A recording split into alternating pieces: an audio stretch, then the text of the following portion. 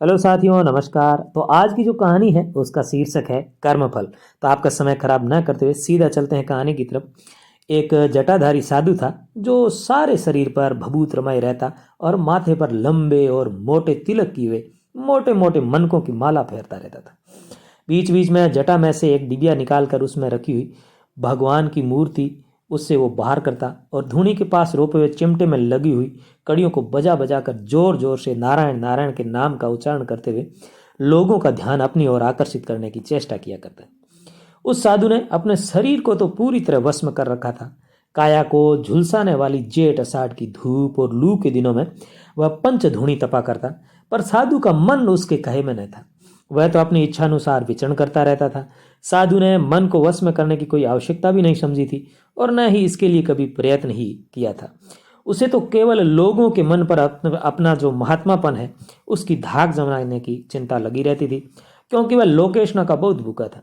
अतः जब जब साधु की जीभ राम धुन गाती होती, उसका मन कभी कलाल की भट्टी पर तो कभी वेश्या के कोठे पर होता, कभी किसी रानी के महलों में उसके श्रृंगार कक्ष में होता, तो कभी शौकीन बाबुओं के साथ बाग बगीचों की सैर करता होता। साधु घर छोड़े से पहले किसान था, इसलिए उसका मन दिन में 5-10 चक्कर अपने पुराने घर और खेत खलियान के भी लगा आता था। इस तथाकथित साधु महात्मा के पास गांजा सुल्फा पीने वाली मादिया भाइयों और लफंगे लोगों का खासा जमघट लगा रहता था और वे लोग बाबा जी की जय जयकार करते रहते। जो भक्त लोग साधु को भोजन पहुंचाते उनमें भी ऐसे कई लोग थे जो बीच बीच में गांजा सुल्फा और भांग आदि वस्तुएं भी महाराज को भेंट में भेज दिया करते थे। इसलिए गंजेड़ी भंगेड़ी और सुल्फेबाजों के लिए ये सब चीजें इस धूनी पर मुफ्त ही सहज में उपलब्ध होती थी। कई सदग्रस्त भी बाबा की धूनी पर आकर वहां की राख अपने माथे पर लगाया करते और वे ऐसा इस आशा से करते थे कि पता नहीं कब बाबा की मेहर हो जाए और अपना बेड़ा पार हो जाए, मनोवांछा पूरी हो जाए। साधु की धूनी के ठीक सामने एक वेश्या रहती थी। स्वभावतः उसका रहन सहन ठाट बाट का था। कोटे से नृत्य और वाद्य की ध्वनि आया करती। कभी गुलाब, कभी हीना, कभी खस के बेशकीमती इत्र की मादक खुशबू आसपास के सारे वातावरण को मुग्ध किए रहती। साधु के मन में इस बात की ईर्ष्या होती और वेश्या के प्रति द्वेष भी होता कि देख, एक तो तू है जो ईश्वर की भक्ति करता है, पंचधूणी तपता है, फिर भी तुझे बहुत साधारण भोजन मिलता है। मोटे खद्दर की खुरदुरी लंगोटी और शरीर को चुभने वाले कंबल ओढ़ने बिछाने को मिलते हैं, और एक वह अदम पापनी नारी है जिसे 56 प्रकार के व्यंजन खाने को मिलते हैं। फर्श पर बेशकीमती कालीनें बिछी हुई होती है। ओढ़ने पहनने को पश्मीना, रेशम, जरी कसीदे के कपड़े मिलते हैं। कपड़े ही क्यों, उसकी जूतियों पर भी सलमा सितारा और बीच बीच में मोतियों की मालाएं चमकते हैं। जैसे उसका भाग्य चमक रहा हो, इसी तरह से वो इंगित करता है। कोठे के नीचे सवारी के लिए नामी काठियावाड़ी घोड़ों की गाड़ी खड़ी रहती है, जिस पर बैठे हुए कोचवान और सईस के कपड़े भी राजसिक ठाट के होते थे। तो साधु का जो मन है उसे रह रहकर इस बात के लिए भी कचोटता कि अपने पास आने वाले लोग तो अत्यंत साधारण श्रेणी के हैं, जबकि उस यानी कि वेश्या के पास आने वाले सभी लोग विशिष्ट श्रेणी के हैं, जैसे बड़े सेठ साहूकार, अमीर उमराव, हाकिम हुकाम आदि। इसके सिवा कभी कभी तो स्वयं राजकुमार भी दिखाई पड़ जाते हैं। राजकुमार ही क्यों, नगर के महापंडित सुदर्शन जी महाराज और प्रख्यात गोविंद देव जी के पुजारी भी लुक छिप कर वहां धोख देने पधारते हैं। साधु इसे भगवान का अन्याय मानता, लेकिन यह सोचकर संतोष कर लेता कि आखिर मरना तो है ही। मरने के बाद वेश्या के इस सारे भोगों का बदला उसे एक ही साथ ब्याज समेत चुकाना पड़ेगा, जबकि अपने को अपनी त्याग तपस्या का सुफल मिलने वाला है ही। फिर भी साधु का वह संतोषी मन स्थायी नहीं रहता और रह रहकर उसे अपनी अवस्था पर तरस आता रहता। बहुत बार उसकी यह इच्छा होती कि बस चले तो अपना जीवन उस वेश्या के जीवन से बदल ले और फिर मन भर कर भोग भोगे। उधर जो वेश्या थी वो साधु की त्याग और तपस्या को भक्ति भरी नजरों से देखती थी। वह जब साधु को तथा उसके भक्तों को ये पद गाते हुए सुनती, सुआ पडावत गनिका तारी तरियो सजन कसाई, तो वह आत्म विभोर हो उठती और उसका ये विश्वास और भी दृढ़ हो जाता कि उसके लिए भगवान के चरणों में स्थान है तो सही।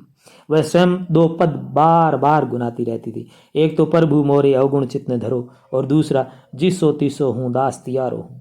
कुल मिला के मतलब यह है कि साधु तो मात्र तन से साधु था, मन से वह वेश्या था, जबकि वेश्या शरीर से वेश्या होते मन से वो साधु थी, क्योंकि उसका मन साधु के प्रति श्रद्धा से भरा हुआ था।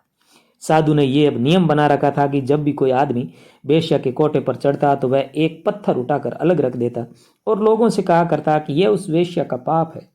होते होते वह ढेर बड़ा सा हो गया।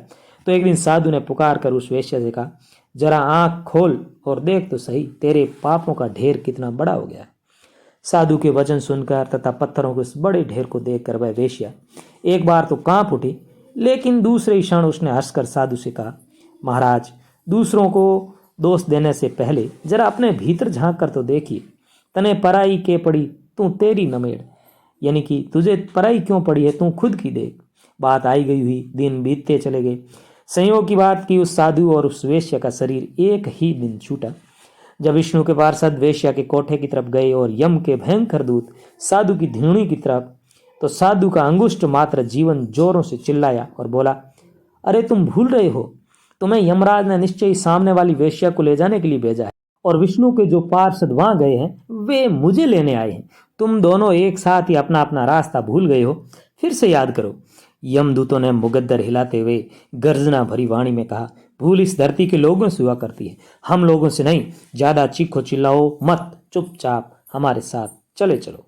साधु का वह जीव तो भयभीत हो गया, कांप उठा, सोच भी नहीं सका कि आखिर यह हो क्या रहा है और कैसे हो गया, लेकिन कुछ उपाय तो था नहीं। चुपचाप उनके साथ हो लिया। यमपुरी जाने के लिए आकाश मार्ग से उड़ते हुए यमदूतों ने उस नामधारी साधु के जीव से कहा, जरा नीचे की ओर देख, तू शरीर से महात्मा था तो तेरे शरीर के इर्द गिर्द जय जयकार के नारे लग रहे हैं, उस पर चंदन लपेटा जा रहा है, मंदिर के पुजारी शंख घड़ियाल के साथ उसकी आरती कर रहे हैं, ग्रस्त लोग पुष्पों की वर्षा कर रहे हैं, शमशान में कितनी बड़ी चंदन की चिता तेरे अवशेष को जलाने के लिए तैयार की गई है। बस इतने में संतोष मान, आखिर तू तन से ही तो सन्यासी था, इसलिए तेरे तन का उचित आदर सत्कार हो गया है। मन में तो तेरे ईर्ष्या और द्वेष बसता था, भोग भोगने की वासना बनी रहती थी, इसलिए ऐसे जीव की जो गति होनी चाहिए उसे भोगने के लिए अब तैयार हो जा। यमदूतों ने फिर से कहा, एक बार नीचे की ओर फिर से देख, उस वेश्या का हाल देख ले, वहां पर नौकरों ने किस तरह लूट खसोट मचा रखी है, कोई कुछ लेकर भाग रहा है, कोई कुछ। उसके तन को मिट्टी देने की भी किसी को चिंता नहीं, और देख उसके कपड़े किस तरह अस्त व्यस्त हो रहे हैं और उसके शव पर बुरी तरह से मक्खियां भिनभिना रही है। वह तन से पतिता थी तो उसके तन की गति भी वैसी हुई, लेकिन मन से तो वह ईश्वर परायण थी। वेश्या का धंधा करते हुए भी उसके जीवन में कभी किसी के साथ छल छिद्र नहीं किया, किसी के प्रति उसके मन में राग द्वेष नहीं था, इसलिए उसकी आत्मा सीधी विष्णु लोक को गई है। साधु के जीवन को अब यह बात समझ में आ गई कि पुण्य फल केवल स्थूल कर्मों से नहीं मिलता, उसके लिए आत्मशुद्धि की आवश्यकता है। संसार में रहते हुए जो कुछ करें वह निर्लिप्त भाव से करना चाहिए।